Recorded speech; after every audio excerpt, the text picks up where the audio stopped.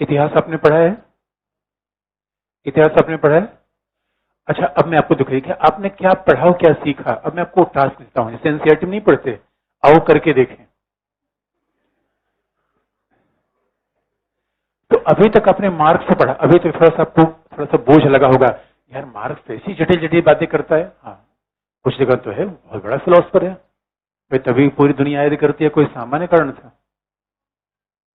अब मैं आपसे होमवर्क आपको दे रहा हूं, मुझे आप बताइए, दिल्ली में जहां पर रहते हैं उसकी मार्क्सवादी व्याख्या करके मुझे बताइए। पहला टास्क आपका है, जिस समाज में आप रहते हैं उसकी मार्क्सवादी व्याख्या करके मुझे बताइए, तो मैं समझ लूंगा कि अभी आपने मार्क्स को समझ लिया है।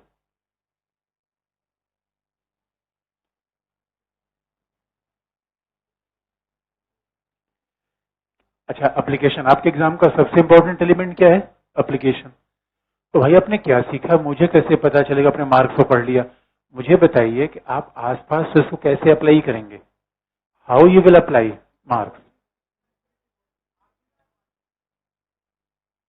आर्थिक असमानता बहुत है, और मकान मालिक किराया ज्यादा लेता है, और हाँ सही बात है, और कोचिंग का फीस ज्यादा है, और भाई सही बात यार, ये तो ज्यादा ही, मतलब सच में ज्यादा है। हम लोगों ने विश्वविद्यालय में दोस्तों पढ़ा था, मास्टर्स में 120 रुपए में साल भर की पढ़ाई थी।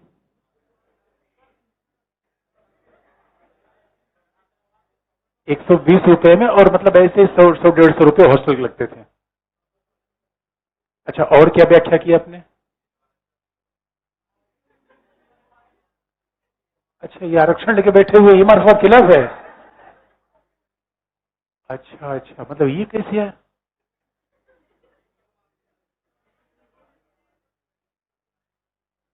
अच्छा, और क्या आपने देखा मार्क्सवाद के हिसाब से? क्या? क्लास रिवीजन, और धर्म का बढ़ता। तो आप कभी अप्लाई करके उसको देखिएगा। हमारा अच्छा है। दूसरी बात है, मॉडर्न इंडिया आपने पढ़ी है? अब मॉडर्न इंडिया को अप्लाई करने के लिए, इसे आप याद रखिए, कई बार हम, जैसे नेशनल मूवमेंट है, अगर हमने थिंकर पढ़ लिया, थियोरी पढ़ लिया, तो नेशनल मूवमेंट आपको बताना बड़ा आसान है। मुझे बताइए, असहयोग आंदोलन की मार्क्सवादी व्याख्या मुझे बताइए। किसने पढ़ा नेशनल मूवमेंट, किसने पढ़ा है?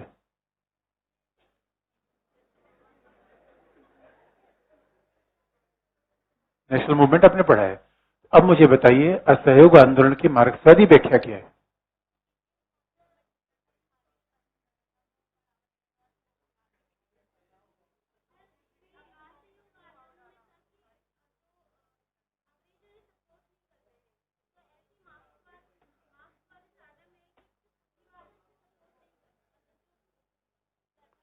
मुझे समझ में नहीं आया।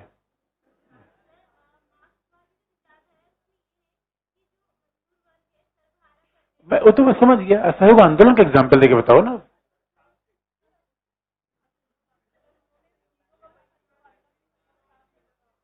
क्या?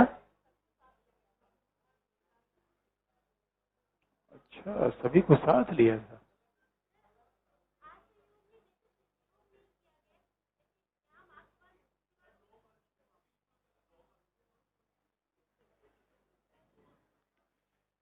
देखिए आपको, अब देखिए हमने फिर कहा कि अगर मार्क्स आप पढ़ ली तो हर जगह उसका अप्लाई करके देखिए, समाज में, आसपास।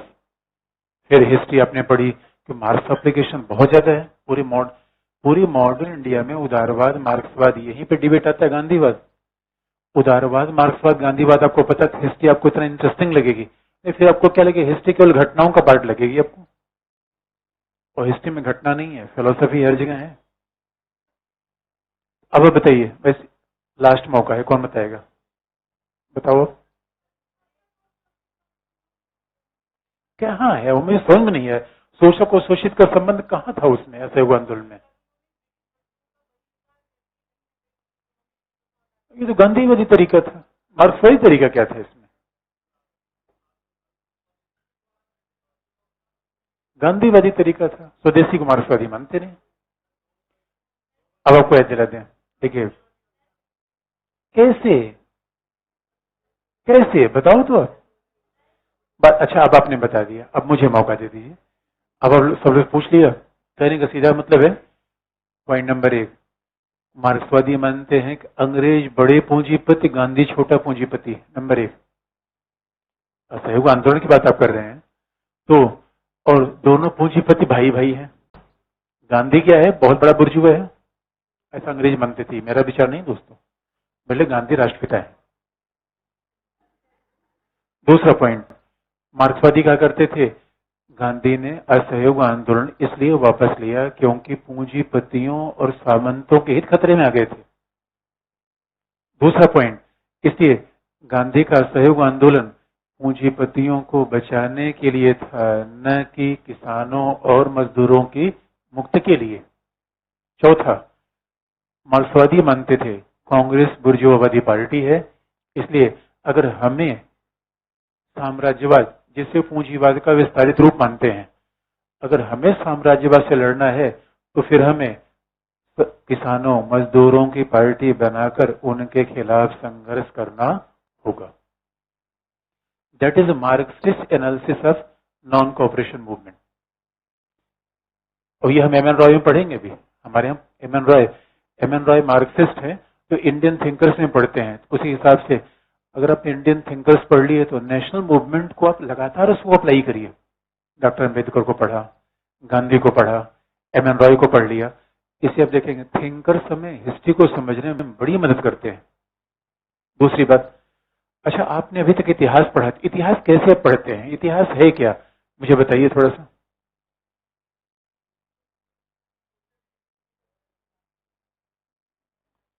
अच्छा आप लोग इतिहास, जिसने इतिहास पढ़ा हो बताइए आप लोग कैसे इतिहास पढ़ते हैं, क्या उसमें देखते हैं।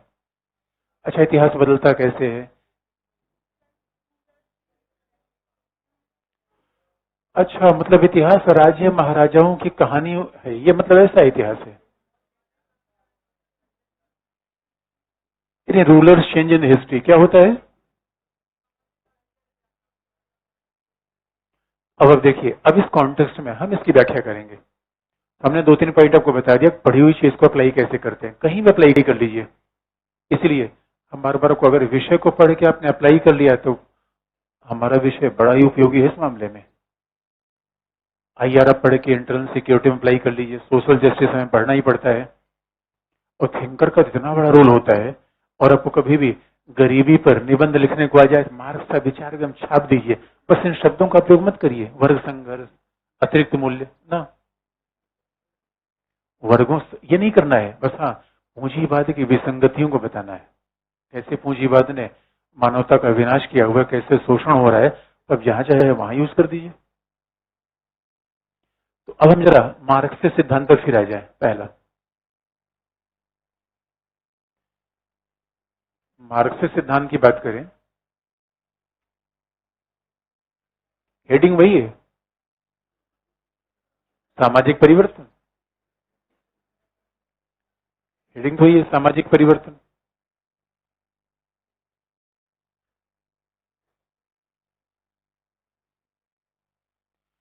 अच्छा मान लीजिए दूसरा सब, मैं फिर एग्जाम्पल आपको दे रहा हूं। बाहर दो व्यक्ति झगड़ा कर रहे हैं, उसकी मार्क्सवादी व्याख्या आप कैसे करेंगे।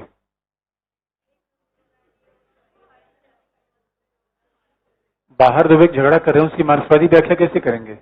एक मजदूर होगा, दूसरा मालिक होगा, एक ने दूसरे खून चूसा हुआ है, मार्क्सवादी व्याख्या है। तो मार्क्सवादी हर चीज की व्याख्या तो एक जैसे करते हैं। अच्छा primitive communism, primitive communism, communism शब्द का मतलब क्या होता है।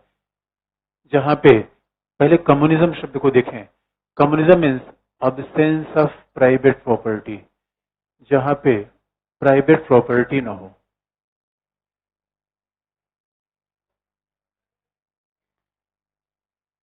अच्छा, आदिम साम्यवाद का मतलब है जहां प्राइवेट प्रॉपर्टी ना हो।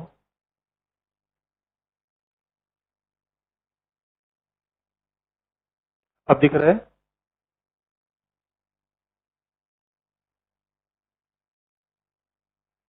तो जब भी हम साम्यवाद शब्द का प्रयोग करते हैं, साम्यवाद का मतलब है अब्सेंस ऑफ प्राइवेट प्रॉपर्टी।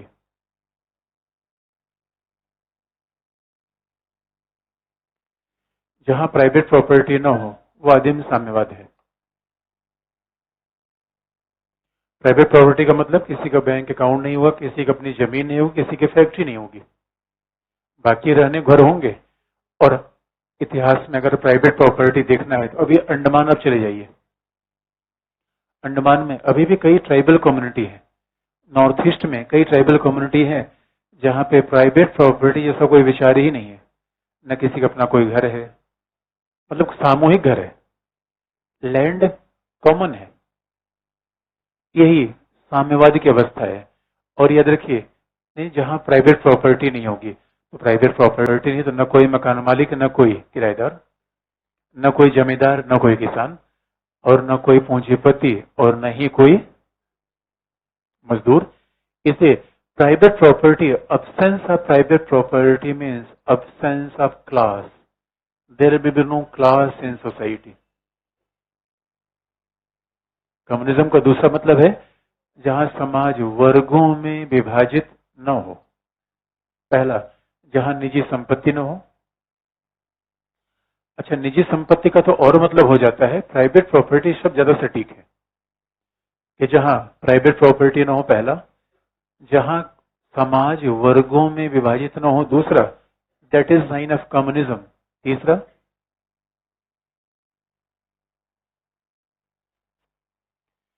जहां रिसोर्सेस पे समुदाय का नियंत्रण हो, वो साम्यवाद होगा। Where economic resources are owned by the community.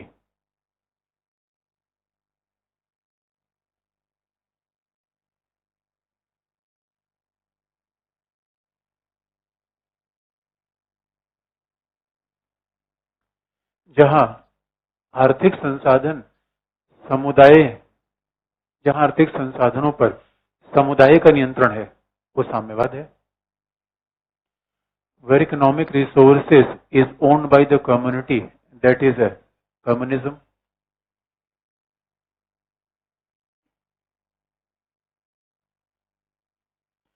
अब बताइए, साम्यवाद में कौन छोटा है कौन बड़ा है? अब जरा सोच के देखिए, जहां पे, क्योंकि हमारे समाज में, यानी, अच्छा एक बड़ा एग्जाम्पल देखिए, साम्यवादी समाज कैसा होगा। जरा हम दिल्ली को साम्यवादी समाज बना के देखें, जहां पर रहते हैं, दिल्ली को साम्यवादी समाज बना के देखें, जहां पर रह रहे हैं, नो किराया, किराया खत्म, कोचिंग में फीस खत्म। और सच पूछिए, साम्यवादी समाज में कोचिंग जैसा इंस्टीट्यूट तो होना ही नहीं चाहिए। It is sign of capitalism and market economy. तो कोचिंग में कोई फीस नहीं, कोई किराया नहीं, उसके बाद बत्रा के सामने सामूहिक भोज होगा रात में, that a common kind of common meal. उसके बाद सामूहिक भोज होगा, उसके बाद फिर डांस होगा। यानी सच पूछे, साम्यवाद में कैसा होगा, जीवन उत्सव की तरह होगा। और याद रखिए, सही बंधुता तभी होगी जब आर्थिक समानता होगी। अब ऐसे समाज में कौन मालिक और कौन दास? सभी मालिक। हमारे एक साम्यवादी टीचर थे, अभी तो मैं एडवर्टीजमेंट देख रहा था सोनी पे, Kaun Banega Crorepati, that is sign of capitalist society. तो हमारे एक साम्यवादी टीचर थे, जब हम लोग उनको ये कहा करते थे कि सर, उनका नो सर नो मैडम, उनका नाम से बुलाओ, सर और से नहीं। व्यक्ति केवल एक ही तरीके से परिभाषित होना चाहिए, mister and Mrs, mister and Mrs. और आज तुम दोस्तों, प्रणब मुखर्जी को भारत रत्न लेते हुए मुझे बहुत दुख हुआ दोस्तों। आप कहेंगे क्यों दुख हुआ? आज का पूंजीवादी समाज देखिए क्या अंतर करता है। अगर प्रणब मुखर्जी भारत के रत्न है तो क्या हम भारत के कोयले हैं दोस्तों? क्या है हम? जी याद रखिए, मुझे तो बड़ा अपमानजनक फील होता है दोस्तों, आपको पता नहीं कैसा लगा। और सच पूछिए, अगर किसी एक, ये पूंजीवाद की चाल है, किसी एक व्यक्ति घोषित कर दे मिस यूनिवर्स, बाकी सब क्या है, मिस भूतनी, मिस यूनिवर्स, अजीब सी बात, कमाल की बात है। और विश्वविद्यालय में जाइए, वहां होता है मिस्टर फ्रेशर, एक ही आदमी बाकी से बासी है। एक आता नहीं फिर से, यानी हम एक ऐसा समाज बनाएंगे जहां पे कोई विषमता नहीं। और याद रखिए, यहाँ यहाँ परिवार भी नहीं होगा, हर व्यक्ति आजाद होगा। असली आजादी कहाँ होगी? साम्यवाद में। एक बात याद रखिए दोस्तों, बिना आर्थिक समानता की आजादी की कल्पना व्यर्थ है। मिल कहा करता था, आजादी बाधित करता है बहुमत समाज। मिल ने सही बात नहीं बताई। आजादी बहुमत समाज से वंचित होती है या आर्थिक विषमता से? That was told by the marks. Economic inequality is the basic problem of lack of liberty rather than this an tyranny of majority। बहुमत की निरंकुशता बेकार की बात है। इसी मार्क्सवादी चिंतन में दोस्तों, हर व्यक्ति, जब साम्यवादी समाज हो कैसा होगा? हर व्यक्ति अगर उसकी इच्छा होगी तब काम करेगा, नहीं इच्छा होगी तो नहीं काम करेगा, क्योंकि हमारा जीवन काम करने के लिए थोड़ी बना हुआ है। हम गधे थोड़े हैं दोस्तों। इसलिए याद रखिए, जो लोग क्लास में कभी कभी आते हैं मैं उनका बड़ा दिल से सम्मान करता हूँ। मर्जी है तो है, नहीं तो नहीं है। अब ये नहीं कि पढ़ेंगे नहीं, क्योंकि साम्यवादी समाज में पढ़िए तो भी वही चीज मिलेगी और न पढ़ेंगे तो भी वही मिलेगा। कोई अंतर नहीं, कोई भेदभाव नहीं, सामुदायिक जीवन होगा, पूरा बंधुता होगी, फ्रेटर्निटी होगी। ऐसा साम्यवाद होगा। रोमांटिक लग रहा है, वास्तविक लग रहा है? मार्क्स वैज्ञानिक है, कल्पनावादी है। That is interesting. अब ये फिर व्याख्या आ जाती है कि जो कहता है मैं साइंटिस्ट हूं, तो कहा यार तुम कैसी बातें कर रहे हो, इट अपियर्स मोर रोमांसिज्म। अब आप देखिए, प्लेटो का साम्यवाद और मार्क्स से साम्यवाद से तुलना कर सकते हैं कि नहीं? अब तो अलग से बताने की आवश्यकता नहीं। दूसरी बात, ये प्रिमिटिव क्यों है? साम्यवाद का मतलब तो मैंने बता दिया, जहां कोई क्लास नहीं होगा, जहां कोई विभाजन नहीं होगा, जहां कोई शासक नहीं, कोई शासित नहीं, सब बराबर। और अभी हमने बराबरी कहाँ की है? विधि के समक्ष समानता से बराबरी कर रहे हैं। लो बराबरी कर लो। अनुच्छेद 14 बराबरी कर रहे हैं। अनुच्छेद 14 चाहिए, ये मकान पर अपना कब्जा चाहिए। और याद रखिए, साम्यवाद आगत कैसा होगा? कोई कंपटीशन नहीं। अगर आप एग्जाम दे रहे हैं, एप्लीकेशन अपने दे दिया, ऊपर आपको बुला लिया जाएगा। कोई एग्जाम नहीं, कोई कंपटीशन नहीं। अगर कोई कंपटीशन होगा सबको गोल्ड मेडल मिलेगा। कंपटीशन भाग लेना महत्वपूर्ण है, जीतना नहीं। जीतना हारना, प्रतिस्पर्धा, competition, that is a curse for the humanity. ये तो मानवता के लिए अभिशाप है। लड़ा दिया यार सबको। ये जिद हमेशा जीवन में कहते हैं। अभी मैं कह रहा हूं 2-3 साल बस भावना पर नियंत्रण कर लो। यही कोई मैनेजर बन जाओगे तो कंपनी का मालिक रहेगा, अब भावना पर नियंत्रण कर लो, परिवार को छोड़ो। बोल लो भावना पर क्यों? भावना छोड़ दिया तो जीवन छोड़ दिया। क्या करेंगे लेके जीवन? भावना नहीं छोड़नी है। अब इसीलिए पूंजी बात दोस्तों अजब अजब कमाल सिखाता रहता है। और याद रखिए, मार्क्स ने कहा है ऐसा समाज पहले था, क्योंकि लेकिन ये प्रिमिटिव भी था। प्रिमिटिव का मतलब है जहां मशीनों का विकास नहीं था, जहां आधुनिक तकनीक का विकास नहीं था, जहां आधुनिक सभ्यता का विकास नहीं था।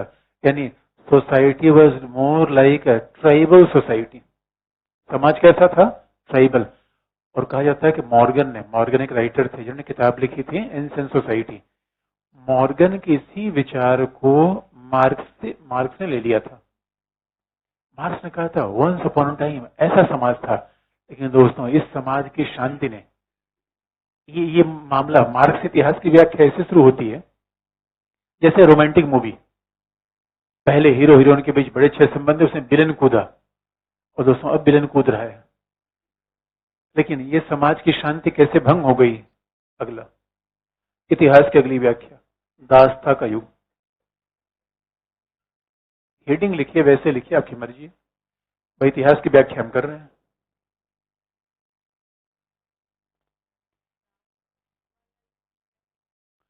अभी जाएगा वही तो मैं बता रहा हूं। स्टेज ऑफ स्लेवरी, दास्ता का युग।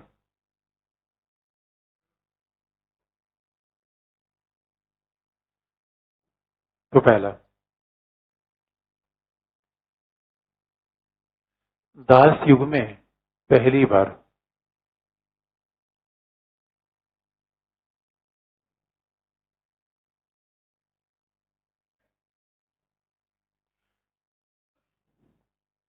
दास युग में पहली बार प्राइवेट प्रॉपर्टी का उद्भव हुआ। Private property came into existence first time in the age of slavery. दास युग में पहली बार निजी संपत्ति का उद्भव हुआ। अब देखिए लॉजिकल सी बात है, अब रटने की आवश्यकता नहीं है। प्राइवेट प्रॉपर्टी नहीं होगा तो क्लास नहीं होगा, और क्लास नहीं होगा तो न राज्य होगा, न धर्म होगा, न परिवार होगा। अच्छा, परिवार का मतलब जो ताऊ वाला परिवार नहीं है, प्रेम संबंध होंगे, जिसको व्यक्ति चाहेगा उसके साथ उसके संबंध होंगे, कोई बंधन नहीं होगा। आप कहेंगे यही बात तो मार्क्स में सुनना चाहता था, यानी ज्वाइंट फैमिली नहीं होगी, हर व्यक्ति का अपने स्वेच्छा से आधार पर संबंध होगा। लॉजिकल से, अब इसके रटने की आवश्यकता नहीं है। प्राइवेट प्रॉपर्टी है तो क्लास है, क्लास है तो राज्य है, राज्य है तो धर्म है, धर्म है तो विचारधारा है, और प्राइवेट प्रॉपर्टी नहीं है तो क्लास नहीं, क्लास नहीं स्टेट नहीं, डिवीजन नहीं। लॉजिकल सी बातें हैं। तो दास युग में पहला क्या आया? प्राइवेट प्रॉपर्टी आ गई।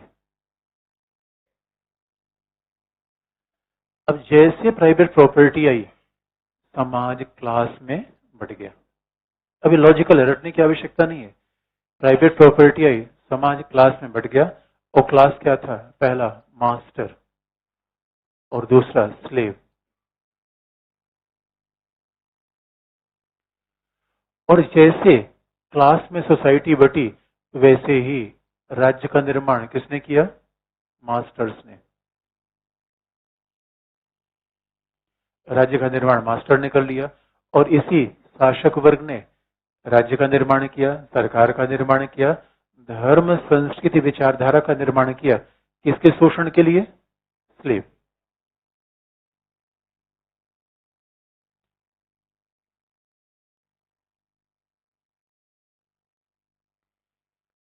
इसलिए दास युग में निजी संपत्ति आ गई, निजी संपत्ति आ गई, समाज वर्ग में बट गया, वर्ग में बट गया, पहली बार राज्य की स्थापना हुई।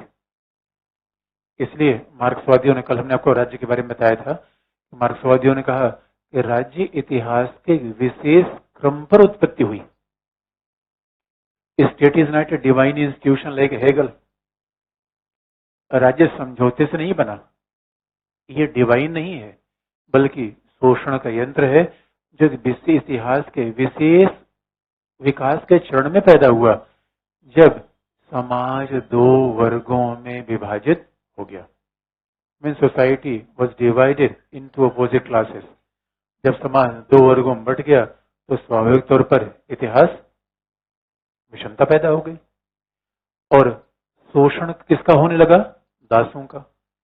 दास क्या थे? मालिक की निजी संपत्ति। इसे यूनानी युग नैतिकता का युग था या शोषण का युग था? अगर कंपेयर करके देखिए, प्लेटो क्या कहता था? व्यक्ति नैतिक हो जाए। अरिस्टोटल क्या कहता था? व्यक्ति नैतिक हो जाए। व्यक्ति नैतिक कहां से होगा? जब समाज में विषमता होगी। यानी ऐसा नहीं था कि, और अरस्तु जैसे महान विचारक ने दासता को जस्टिफाई किया। दासता को उन्होंने औचित्यपूर्ण बताया, दासता प्राकृतिक है, दासता प्राकृतिक है। अब आप देखेंगे कि, और सवाल ये है कि मार्क्स के इतिहास की इस अवस्था से इस अवस्था में, दैट इज सोशल चेंज।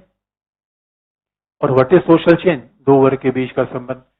इतिहास की इस अवस्था से इस अवस्था में विकास कैसे हुआ? द्वंद्वात्मक। नंबर एक, डायलेक्टिकल। अब हम डायलेक्टिकल शब्द का प्रयोग करेंगे, इसलिए हमने इसका प्रयोग पहले कर दिया, डायलेक्टिकल। और दूसरा, जैसे ही उत्पादन के साधन बदले, वैसे उत्पादन के संबंध बदल गए। अच्छा, यहां उत्पादन के साधन क्या है? What is means of production in slavery?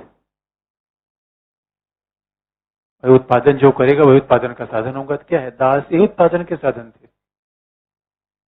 उत्पादन के साधन दास ही थे। Slaves were the means of production. उत्पादन के साधन दास थे, लेकिन उत्पादन के संबंध मास्टर और स्लेव के बीच का संबंध।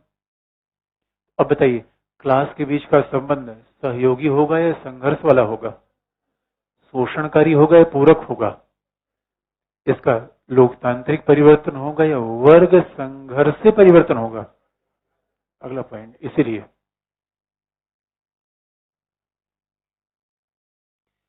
इसलिए मार्क्स ने कहा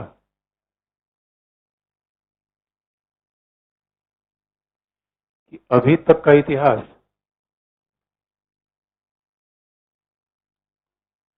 देयरफॉर मार्क्स सेड दैट, इसलिए मार्क्स ने कहा अभी तक का इतिहास वर्ग संघर्ष का इतिहास है।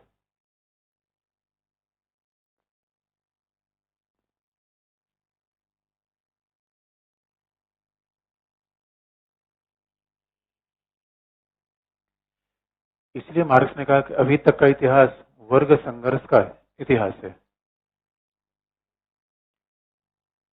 और till now history is a history of class struggle, और समाज का लोकतांत्रिक परिवर्तन संभव नहीं है। A democratic change of society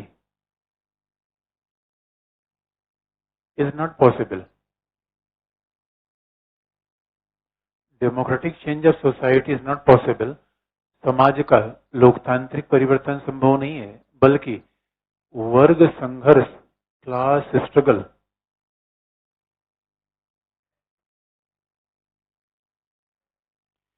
वर्ग संघर्ष के द्वारा ही समाज का बदलाव होगा। Class struggle is a mechanism to change the society.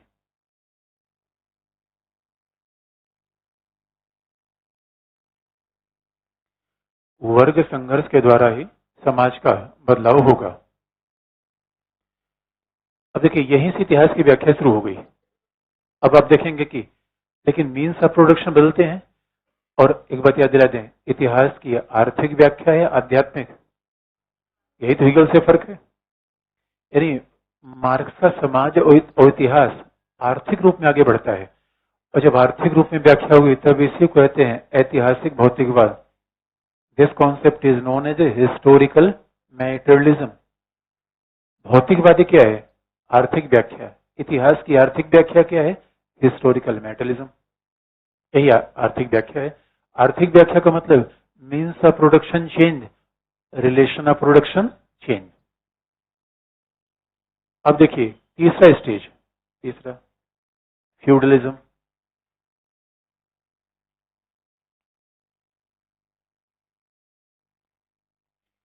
इतिहास का जो तीसरा स्टेज है स्लेवरी के बाद, that is a feudalism.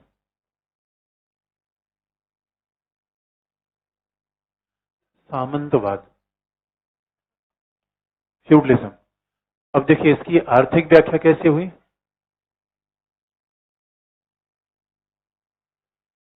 Feudalism की आर्थिक व्याख्या कैसे हुई? मीन्स ऑफ प्रोडक्शन चेंज हुआ, उत्पादन के साधन में बदलाव हुआ। कैसे?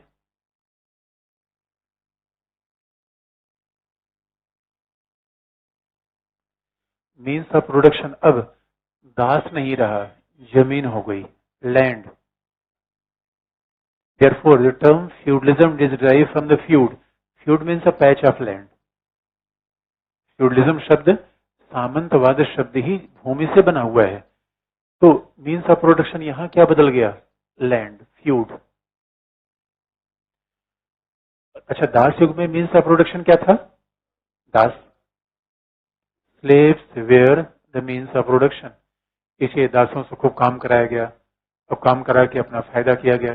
अरस्तु ने कहा कोई काम नहीं कर। मार्क्स ने कहा बहुत होशियार था अरस्तु, बेकार का आदमी था, नैतिकता नैतिकता की बात। अरे इकोनॉमी की बात करो। तो मीन्स ऑफ प्रोडक्शन लैंड हो गया। तो जैसे मीन्स ऑफ प्रोडक्शन आएगा नया क्लास आ जाएगा। तो नया क्लास क्या था? लैंडलॉर्ड, फ्यूडल लॉर्ड, लैंडलॉर्ड आ गया। तो मीन्स ऑफ प्रोडक्शन जैसे चेंज हुआ लैंडलॉर्ड आ गया। और दूसरी तरफ कौन था? पीसेंट, किसान, या कई बार उससे कहा गया सर्फ। दूसरी तरफ क्या था? पीसेंट, किसान या सर्फ, SERF, सर्फ, किसान भी कहा गया, सर्फ भी कहा गया। अब आप देखिए फिर समाज क्लास में बढ़ गया। खास बात है, दास युग में था मास्टर एंड स्लेव, यहाँ क्या हो गया? Landlord and pheasant. समाज वर्गों में अभी भी बटा है, बस केवल वर्ग चेंज हो गए।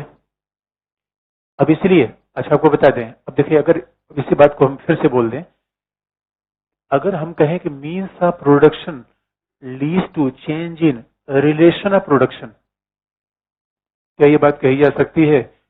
उत्पादन के साधनों ने उत्पादन के संबंध को बदल दिया। उत्पादन का संबंध क्या है? सामाजिक संबंध, इनके इनके बीच में, that is a relation of production. उत्पादन का संबंध है, जो कल ही मैंने बताया था आपको।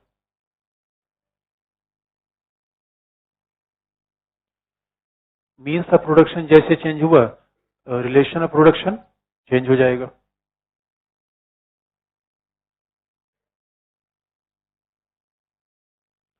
लेकिन एक बात तय है, दास युग में भी शोषण था, यहां भी शोषण है। दास युग में वर्ग था, यहां भी वर्ग है। लेकिन आप जानते हैं, मार्क्स का उद्देश्य न तो स्लेवरी को दिखाना था, न इसको दिखाना था। इसलिए कभी भी इन चीजों को एक लाइन में लिख के आगे निकल जाइए। उसका मूल उद्देश्य कहाँ था? यहाँ पे। और वो लिख कहाँ रहा था? वो यहाँ पे थोड़ी था, वहां पे नहीं था, यहीं पे था वो। उसने तो अपने आप को वैज्ञानिक बताने के लिए सारी इतिहास की प्रीवियस स्टेज का विश्लेषण कर दिया। उसका मूल ध्यान था। अब फिर चेंज हुआ समाज। अब मीन्स ऑफ प्रोडक्शन क्या आया? कैपिटल। यहाँ पे मीन्स ऑफ प्रोडक्शन चेंज हो गया। यहाँ उत्पादन का साधन बदला, और अब क्या हो गया? पूंजी, जमीन नहीं, कैपिटल। और जैसे मीन्स ऑफ प्रोडक्शन चेंज हुआ, क्लास भी, रिलेशन ऑफ प्रोडक्शन चेंज हो गया। उत्पादन के संबंध बदल गए।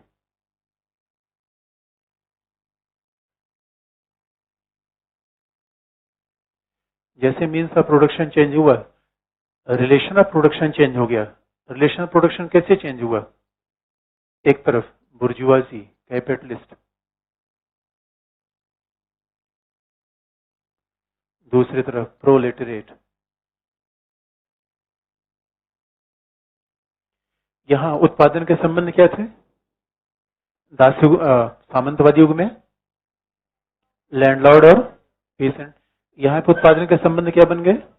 बुर्जुआ और सर्वहारा। बुर्जुआ और सर्वहारा। बड़ी इंटरेस्टिंग बात है, class is remain the same. Class, और यहीं पे मार्क्स ने बड़ी अच्छी लाइन कही। मार्क्स ने क्या कहा? अगला पॉइंट।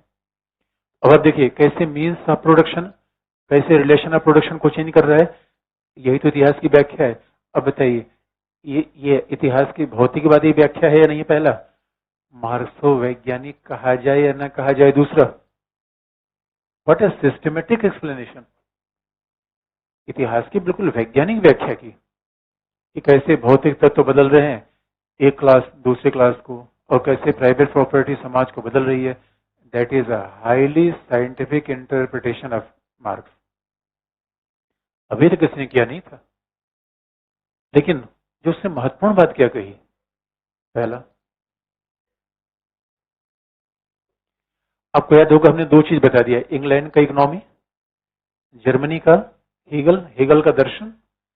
तीसरी बात, फ्रांस की क्रांति। ये बतानी है, पहला पॉइंट। मार्क्स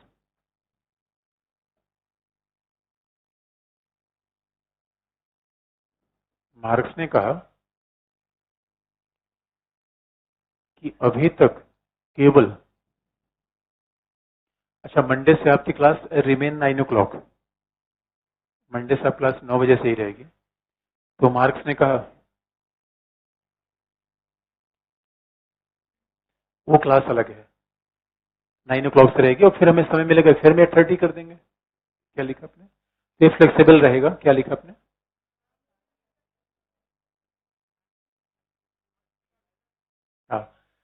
अभी तक केवल शोषण के रूप बदले हैं।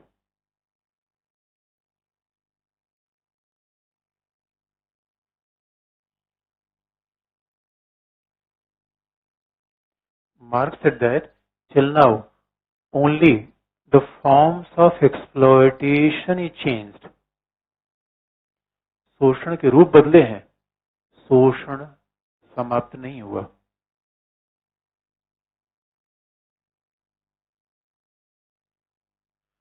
शोषण के रूप बदले हैं और शोषण समाप्त नहीं होगा। और जो अगली बात उसने कही बड़ा इंटरेस्टिंग है, उसने कहा पूंजीवादी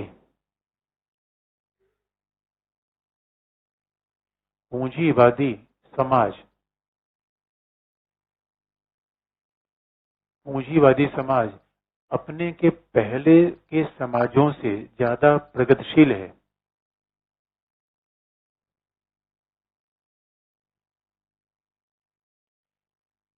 capitalist society is more progressive than its previous stages. पूंजीवादी समाज अपने के पहले समाजों से ज्यादा प्रगतिशील है, लेकिन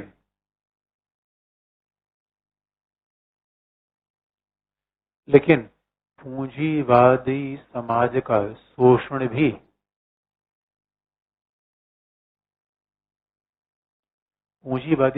शोषण भी पहले से ज्यादा व्यवस्थित और गंभीर है।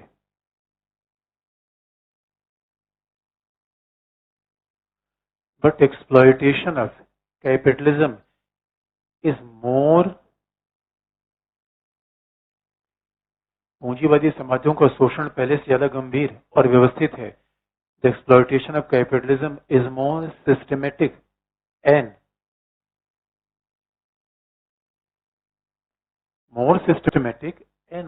more substantial, ज्यादा गंभीर है, ज्यादा महत्वपूर्ण है।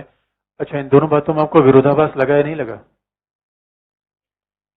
देखिए, दो सेंटेंस हमने कहा, मार्क्स ने खुद कहा, मार्क्स ने कहा इतिहास का फेज को गिनते जाइए, प्रिमिटिव, फ्यूडलिज्म, स्लेवरी, फ्यूडलिज्म। एक स्टेज तो हमने यहां से भी हटा दिया है, वो क्या है?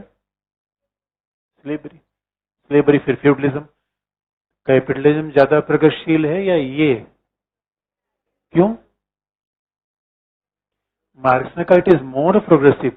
मार्क्स ने कहा पूंजीवाद ज्यादा अच्छा है, इसमें तो कोई दो राय है ही नहीं है इनसे। लेकिन इसका ये मतलब नहीं कि इतिहास की सर्वश्रेष्ठ अवस्था है, लेकिन इसमें शोषण ज्यादा सिस्टमेटिक है, शोषण ज्यादा प्रभावशाली है। क्यों? अच्छा, दोनों बातें पैराडॉक्सिकल हैं, एक ही जैसी हैं? पैराडॉक्सिकल है, एक ही जैसी हैं? अच्छा बताइए, पूंजीवादी क्यों प्रगतिशील है पहले के समाजों से? सही बात है। और कारण आपको बता दें, वही marks said that capitalism is more progressive. Point number 1, machine आज पूंजीवादी युग में आए, उत्पादन के बड़े बड़े मशीनें कहाँ आई? कैपिटलिज्म में। और मार्क्स से बात मानता है, if we want to liberate the humanity therefore means of production should be sophisticated. जब तक उत्पादन के साधन अच्छे नहीं होंगे तब तक हम मानवता की भलाई कैसे कर पाएंगे? लोगों को चीजें नहीं मिलेगी, उनको साधन नहीं मिलेगा। तो दैट इज वेरी इंपॉर्टेंट कि पहले हमें उत्पादन के साधन को चेंज किया जाए, बड़े बड़े चीजों को बदलाव किया जाए। तो पहला उसने कहा कि नहीं, कैपिटलिज्म ने काम किया। दूसरा, उद्योगों का विकास कौन लेकर आया? शहरों का विकास किसने किया? लोकतंत्र का विचार कौन लेकर आया? अधिकारों का विचार कौन लेकर आया? और आपको याद दिला दें, Marx never oppose democracy, rights. ये सारा विचार तो पूंजीवाद लेकर आया। पूंजीवाद प्रगतिशील है या नहीं है? मशीन, कम्युनिकेशन, संचार, ये सब पूंजीवाद लेकर आया। व्हाट्सएप कौन लेकर आया? फेसबुक, संविधान का शासन। तो मार्क्स ने कहा, और सच पूछिए, मार्क्स ने तो इतना तक कहा, एक बात याद रखिए, मार्क्स किसानों को बड़ा ही रिएक्शनरी मानता है। मार्क्स का किसानों पे बिल्कुल भरोसा नहीं था। मार्क्स ने कहा जो किसान है अपनी जमीन से चिपके रहते हैं, मार्क्स से अपनी जमीन से चिपके रहते हैं। और दूसरी बात उसने कही, लेकिन कैपिटलिज्म में खास बात होती है। अब देखिए कैपिटलिज्म का, एक तो कैपिटलिज्म प्रगतिशील है क्योंकि ये विचार लेकर आया। इसका मतलब मार्क्स लोकतंत्र को मानता है, अधिकार को मानता है, उसमें इसका दो राय नहीं है। प्रॉब्लम ये है वो कहता है यार बिना आर्थिक समानता की चीजें बेकार हैं। इसे मार्क्स को कई बार लोग कहते हैं कि वो लोकतंत्र का विरोधी था, अधिकारों का विरोधी था, वो क्रांति की बात करता था, नहीं बात करता था। और उसने तो कहा भी कि बताइए जब पूंजीपतियों ने सत्ता छीनी, उसने कहा क्या, इसी बात को लिख लीजिए। फिर हम इसकी भी व्याख्या करेंगे कि पहला पूंजीवाद प्रगतिशील क्यों है, उसके बाद फिर शोषणकारी कैसे है। अच्छा शोषणकारी कैसे, लिखने से पहले एक एग्जाम्पल आप देख लेंगे। आप पुरानी फिल्में देखिए। अच्छा पहले समाजवाद का बड़ा प्रभाव था, वो ध्यान से देखें। आजकल की सारी फिल्मों में पूंजीवाद बिल्कुल चरम पर है। सारी फिल्मों में क्या मामला है, फिर हेरा फेरी। सारी फिल्मों में एकदम से ग्लैमरस चीजें आती हैं। अब पहले पहले देखो तो पहले समाजवाद का प्रभाव कैसा था। राज कपूर अपनी बैलगाड़ी से चले जा रहे लालटेन लेके, आवारा हूं। आवारा व्यक्ति समाजवाद में ही होता है, पूंजीवाद का व्यक्ति आवारा नहीं होता, स्मार्ट होता है वो। आवारा और स्मार्ट होने में फर्क है। आवा क्या क्या, आप बताइए। अच्छा जो बात ध्यान में रखने की है कि पहले तो अब देखिए अभी पूंजीवाद का विकास, याद रखिए जो भी समाज में विचारधारा होती है उसका प्रभाव सब दिखता है। तो पहले की फिल्में आप देखिए 1960 और 70 के दशक की, उसमें खूब होता था समाज का परिवर्तन। लास्ट में शोषण ऐसा हुआ करता था कि अब मदर इंडिया में देखिए कि औरत ही बैल की जगह पे लग जा रही है। और ऐसा दिखता था, फिल्म देखकर आए आप बाहर लगा कि ना अब तो समाज को बदलना है, मुझे ये समाज नहीं चाहिए। फिल्म देखते देखते शोषण को देखकर व्यक्ति के आंसू निकल जाते थे। समाजवाद का प्रभाव ऐसा था। और अंत में क्या होती थी, क्रांति होती थी फिल्म में। क्रांति कैसे होती थी, सारे गांव के लोग इकट्ठा होते थे और मुनीम की पोथी जला देते थे। उर्जी में उनका पूरा उधार का बही खाता हुआ करता था। पहले उनके पास ऐसा था। अब सवाल है, इसका मतलब है दास युग में ये बात पता थी कि हमारा शोषण कौन कर रहा है, मालिक। सामंतवाद में पता था हमारा शोषण कौन कर रहा है, फ्यूडल लॉर्ड। लेकिन जो बात ध्यान में रखने की है, इस स्टेज में अभी पूंजीवाद में किसका शोषण कौन कर रहा है। कैपिटलिज्म में बाकी जगह तो पता था कौन हमारा शोषण कर रहा है, विजिबल था। अभी कौन शोषण कर रहा है।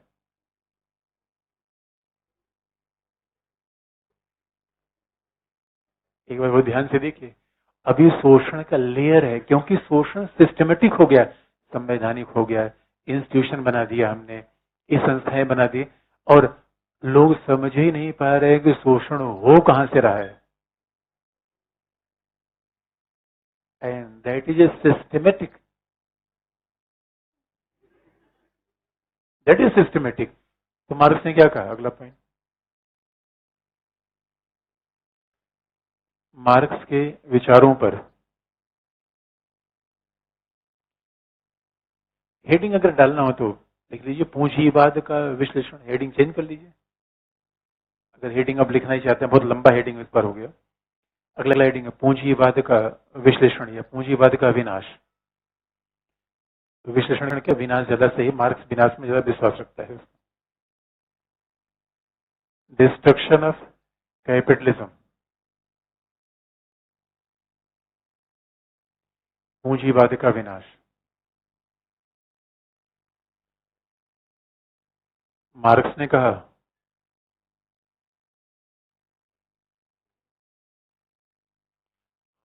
कहा कि फ्रांसीसी क्रांति,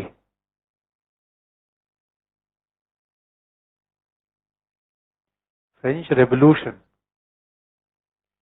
मार्क्स ने कहा कि फ्रांसीसी क्रांति बुर्जुआवादी क्रांति है।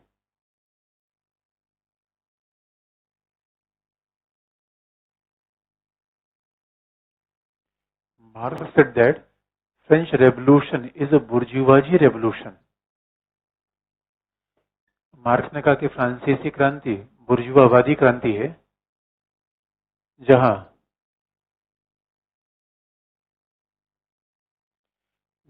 सामंतों के हाथ से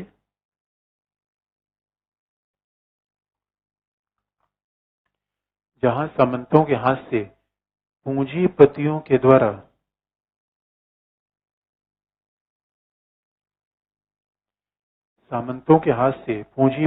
द्वारा सत्ता छीन ली गई।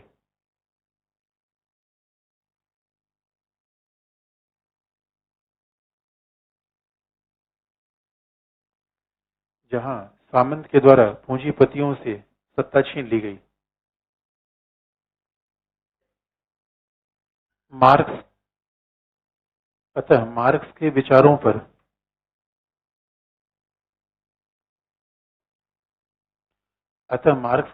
पर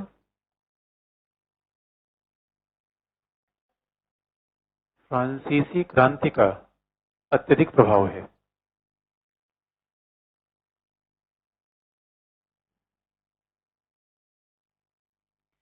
Marx said that French Revolution was a bourgeoisie revolution where bourgeoisie has taken over the power from the feudal lords.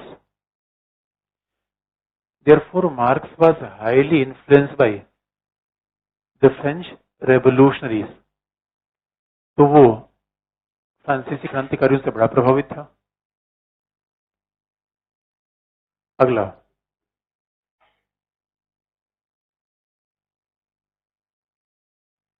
Marks ने कहा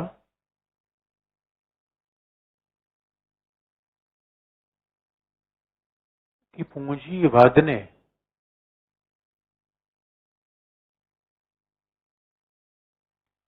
उन भौतिक परिस्थितियों का निर्माण किया है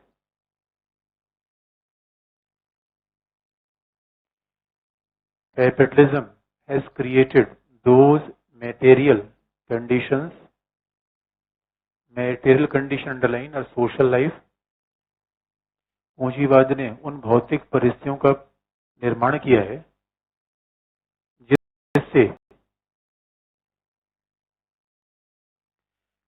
जिससे सर्वहारा में वर्ग चेतना का विकास होगा। वर्ग चेतना underline. Capitalism has created those material condition which is responsible for the development of class consciousness in the proletariat, जिससे सर्वहारा वर्ग में वर्ग चेतना का विकास होगा। अब देखेंगे, बहुत इंटरेस्टिंग बात है। इसी वर्ग चेतना क्लास कॉन्शियसनेस की बात पहली बार कैपिटलिज्म में आएगी। आपको याद होगा, चेतना तो व्यक्ति में शुरू से है, because human being is conscious. There is consciousness in human being. मानव में चेतना तो शुरू से है, शोषण भी पहले से हो रहा है, लेकिन वर्ग चेतना पहली बार कहाँ रही है? पूंजीवाद में। मार्क्स के विकास में क्रम है, इसका मतलब वर्ग चेतना इसके पहले नहीं हो सकती। और दूसरा, वर्ग चेतना class consciousness is developing due to some material conditions, भौतिक परिस्थितियों से बन रही है। वर्ग चेतना लाने में पार्टी का रोल नहीं है, टीचर का रोल नहीं है। मार्क्स ने पार्टी को तो कभी माना ही नहीं। It is class consciousness develop spontaneously, वो स्वाभाविक रूप में विकसित हो जाती है। तो आखिर पूंजीवाद ने ऐसा क्या कर दिया कि वर्ग चेतना बन गई? अब देखेंगे, बहुत इंटरेस्टिंग पार्ट है। गांव में जब आप जाते हैं और जब स्टूडेंट एज ए कम्युनिटी के रूप में रहते हैं, आपके व्यवहार में कुछ चेंज आता है या वैसे ही होता है? स्टूडेंट इज ए क्लास, और आप याद रखिए, जब एक साथ आप रहते हैं तो सुसाइड के खिलाफ आंदोलन कर दिया। यही स्टूडेंट है, जब गांव में आप जाते हैं तो पता नहीं कितने धर्म में जाए तो उसकी बाध्यताओं से आप सीमित हो जाते हैं। लेकिन जब यही स्टूडेंट शहरों में आता है और फिर वो, तब उसकी एक ही परिभाषा होती है, student that is true for the working class too. देखिए किसान किसान मार्क्स पता, किसान तो कभी क्रांति कर ही नहीं सकता। Marks was very much pessimist about the peasant. वो कहते किसान तो पता नहीं कितनी परंपरा प्रथा संपत्ति से बधा होता है। और जब पहली बार मजदूर शहर में आया, अच्छा मजदूरों का निर्माण कैसे हुआ? कैपिटलिज्म से। वे कारखाने आए तभी तो प्रोलेटरिएट आया, वर्किंग क्लास आया, उसके विरुद्ध किसान था। यानी मजदूरों में क्लास कॉन्शियसनेस पैदा होगा। Because why? Because working class is living in cities. जो वर्किंग क्लास होता है वो शहरों में रहता है, और शहरों में पता नहीं कितने बंधन पीछे छोड़ के चलाया, जाति का, धर्म का। तो ये पहले का डिवीजन था। Now class consciousness develop due to material condition. तो मेटेरियल कंडीशन क्या है? जो शहरों ने बनाया, जो अर्बन सेंटर में हुआ, तो इंडस्ट्रियल रेवोल्यूशन के परिणाम स्वरूप हुआ, दैट इज मेटेरियल कंडीशन। तो मेटेरियल कंडीशन क्या है? क्लास की फीलिंग पहली बार की वर्किंग क्लास एक साथ रहना शुरू किया। और आप ये बात जानते हैं, पहले वर्किंग क्लास शहर में आया तो उसके बाद परिवार भी नहीं थे, वो तो वर्किंग श्रमिक ही था केवल। तो केस कौन सी मेटेरियल कंडीशन थी? नंबर एक, व्हाट द मेटेरियल कंडीशन? वो कौन सी भौतिक परिस्थितियां थी जिससे वर्ग चेतना पैदा हुई? तो पहला पहला शहरों में श्रमिकों का एक साथ निवास, the unity of the working class in cities, unity of working class in cities, शहरों में श्रमिक वर्ग का एक साथ निवास।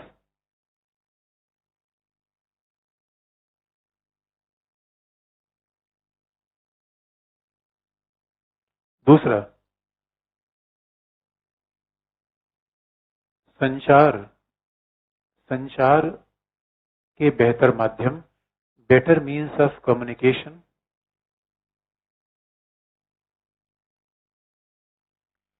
Better means of communication.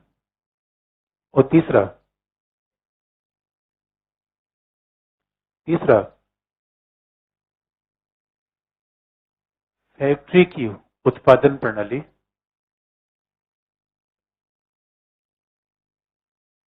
Factory की उत्पादन प्रणाली,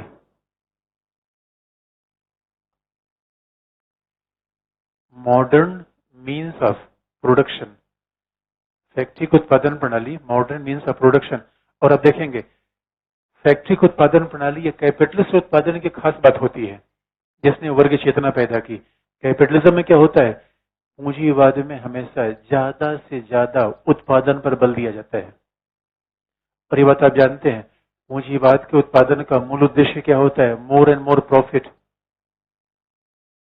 सरप्लस वैल्यू। मार्क्स के शब्दों में कहें, पूंजीवादी शासन खास विशेषता होती है कि मशीन उत्पादन करती है, मशीनें बल्क में चीजें बनाती हैं।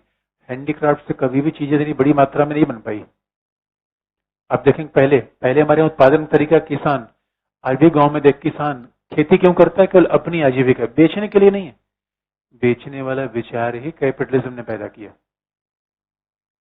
पहले भी प्रोडक्टिव एक्टिविटीज होती थी, but they were only worried for their own consumption, कि भाई उनके लिए काम चीजें बन जाए।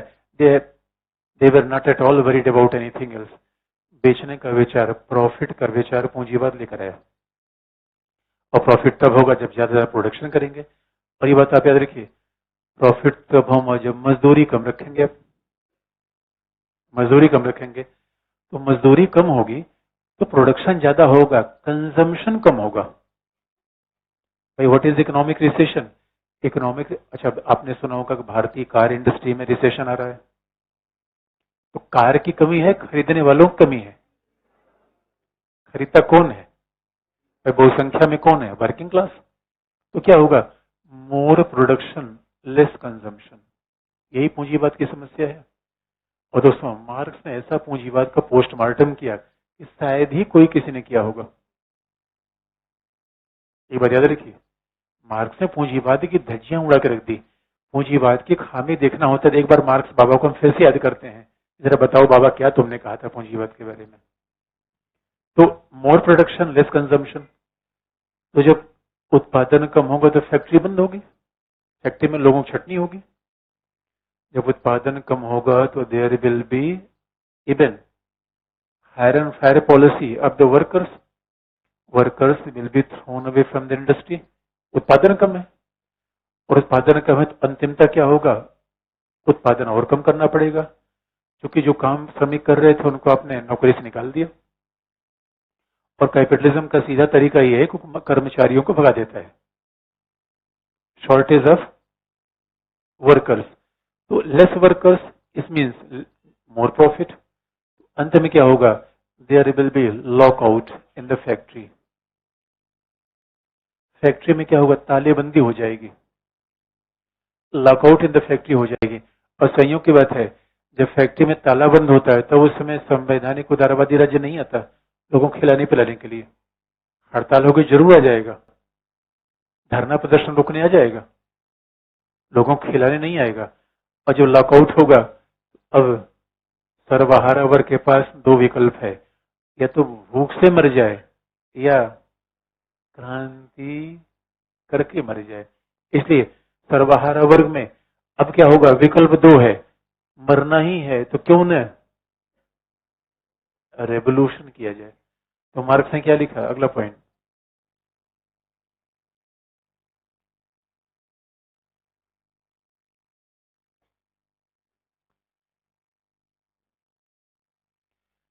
मार्क्स का प्रसिद्ध कथन है कि पूंजीवाद के विनाश के बीच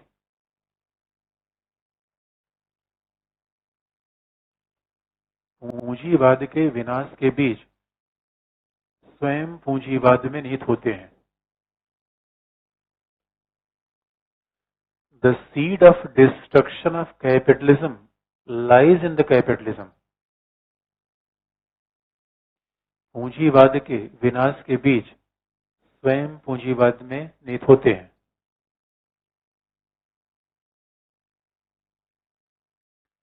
seed of destruction of capitalism lies in capitalism itself.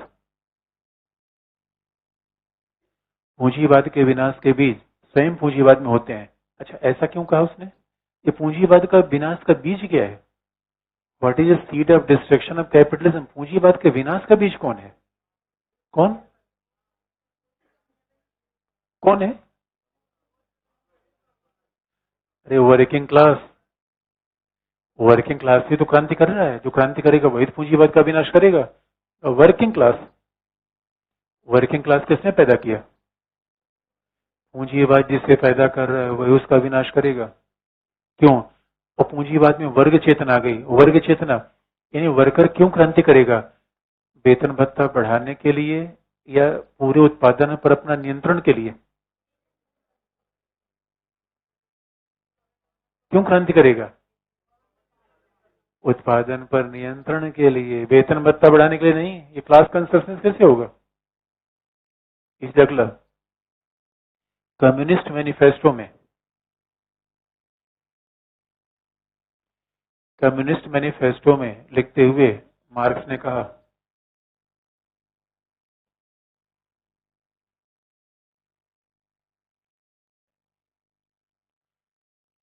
while writing in communist manifesto,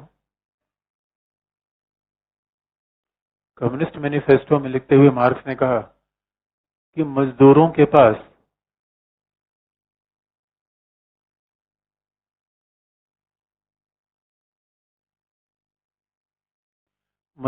पास पैरों की बेड़ियों के अलावा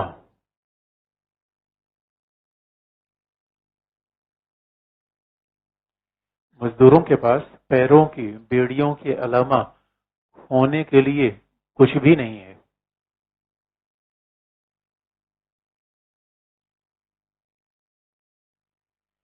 working class has nothing to lose except their chains. While writing Communist Manifesto, Marx said that working class has nothing to lose except their chains. मजदूर के पास कुछ भी खोने के लिए नहीं है, खोने के लिए क्या है, पैरों की बेड़ियां। दोस्तों, बेड़ी शब्द का प्रयोग बहुत लोग करते हैं, पैरों की बेड़ियां, पैरों की बेड़ियों को खो देने का मतलब आजादी मिल जाना। आपके पैरों में बेड़ियां है या नहीं है, पैरों में बेड़ियां है, मुझे दिख नहीं रही है, कौन सी बेड़ियां हैं? तो आप याद रखिए। इसलिए जब अच्छा बेड़ियों की बात बहुत लोग कहते हैं, रूसो ने कहा था man is born free but every ever is in chain. व्यक्ति आजाद पैदा हुआ लेकिन हर जगह जंजीरों में जकड़ा हुआ है। और मार्क्स ने कहा पैरों मजदूरों के पास क्या खोने को है, पैरों की बेड़ियां। और ये बेड़ी ही तो है जो फैक्ट्री में काम कर रहे हैं, शोषण हो रहा है क्योंकि फैक्ट्री में कभी इनको पूरा पैसा मिलता नहीं। अच्छा इनको अपने श्रम का वास्तविक मूल्य मिलता है कि आजीविका निर्वाह मूल्य मिलता है? मैंने पहले बता रखा है। इसलिए पैरों की बेड़ियां खोने को है। इसलिए उसने क्या कहा? इसलिए मार्क्स ने कहा कि दुनिया के सभी सर्वहारा एक हो जाओ।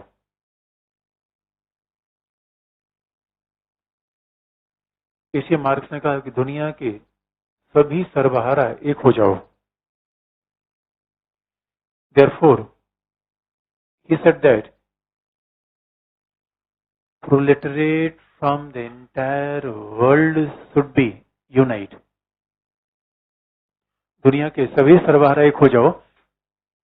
और आपको याद दिला दें, सभी सर्वहारा एक हो जाओ का मतलब है जब कम्युनिकेशन तो था ही, तो एक वर्किंग क्लास के लोगों ने दूसरे से टेलीफोन करके पूछा भाई हम तो एकदम से मर रहे हैं, तुम्हारी भी कंडीशन कैसे होगी? तो हम भी मर ही रहे हैं दोस्त, हमारे भी हाल बिल्कुल वैसे है जैसे आपको लगता नहीं अगर किसी का पीटी फेल हो गया दूसरी तरह तुम्हारा क्या हुआ तो फेल हुआ, तब तो बहुत अच्छा लगा उसको। मतलब सेम सेंटिमेंट्स है। तो सर्वहारा वर्ग ने क्या कहा? पूरी दुनिया के लोग एक हो जाओ। इसलिए मार्क्स राष्ट्रवादी है या अंतर्राष्ट्रीयतावादी? Marx was never nationalist. क्रांति किसी एक देश में करनी थी या पूरी दुनिया में? Oh my God. और दूसरी बात, वो सिद्धांतकार था या क्रांतिकारी था? रेवोल्यूशनरी था। पूरी दुनिया के मजदूरों एक हो जाओ, इसका सीधा सा मतलब है पूंजीवाद के पहले क्रांति हो गया, पूंजीवाद के बाद? पूंजीवाद के पहले क्रांति नहीं हो सकती। और इसलिए अगला पॉइंट, क्रांति के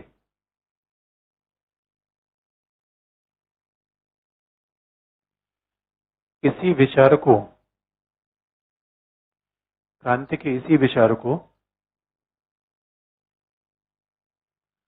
मार्क्स ने प्रैक्सिस का नाम दिया। Praxis, PRAXIS।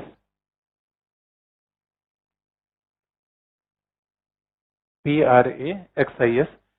The same idea of revolution was described by Marx as a praxis। Marks ने प्रैक्सिस का विचार दिया जिसका अभिप्राय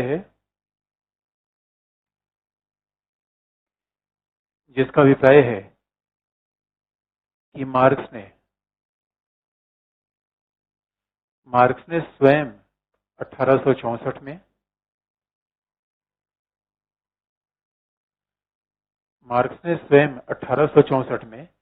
marks himself founded communist international in 1864। Marx ने स्वयं 1864 में साम्यवादी क्रांति के लिए कम्युनिस्ट इंटरनेशनल की स्थापना की। Marx himself founded Communist International in 1864 for bringing out revolution in this entire world। 1864 में उसने साम्यवादी क्रांति के लिए कम्युनिस्ट इंटरनेशनल बनाया। तो व्हाट इज प्रैक्सिस? प्रैक्सिस का मतलब है क्रांति का सिद्धांत देना है, करना भी है। करना है, क्रांति करना है, केवल सिद्धांत नहीं देना है। बाकी थोड़ी चीज बची हुई है तो ग्रामश की हंडा पड़ेगा मंडे और 9 o'clock।